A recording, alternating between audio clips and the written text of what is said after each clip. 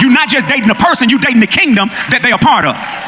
That's what God means when he say don't be unequally yoked with an unbeliever. He's saying don't be connected with another kingdom.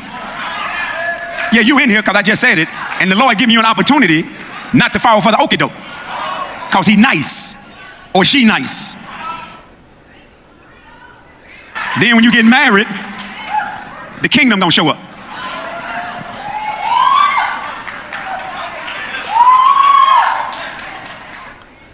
When the kingdom show up, now you're in trouble. Now you're talking about what I need to do. Well, we tried to tell you before you did it. Now you're going to have to fast and pray.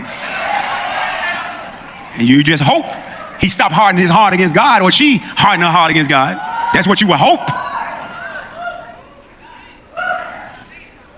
God told the children of Israel all the time, every time they would go, he would say, don't go yoke with them foreign gods. Don't go and mingle with the people in the land that I'm taking you to, because they're going to turn your heart away from me. That's the whole purpose of not dating outside of the kingdom. It had nothing to do with race, everything to do with kingdom. See, some of you think it's about race. Don't date outside your race. No, don't date outside your kingdom. You better keep it in the kingdom.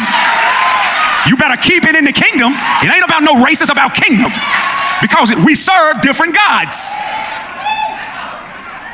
As long as you're in the same bloodline family of the kingdom, you can date any nationality you want, any color you want, as long as they under the blood banner of Jesus Christ. I'm just saying.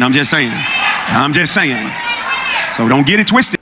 And you may be thinking, oh, this guy is so nice, this girl is so nice, and I don't think that they have any ill intentions. Let me tell you something. If a person is not surrendered to Christ, that's a problem, especially if you call yourself a Christian, because just like it was said in the video, they're from a different kingdom.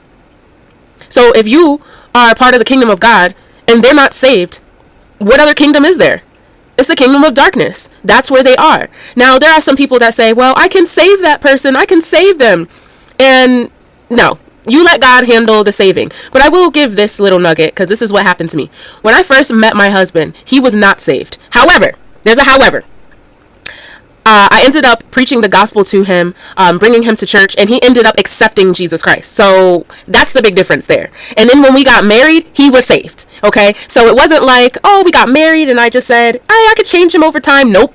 I made sure that he was submitted to Christ before we took those next steps and got married. And plus, the Lord told me everything was going to be fine. We were supposed to be together, and it was all that, he wanted us to be married. But, this is why it's so important that if you say that you are a Christian, that you should get direction from God directly. God will let you know who your spouse is and who you are to go with and pursue. But if the Lord is not leading you in that relationship, it is time to get out, because they can drag you to the other kingdom.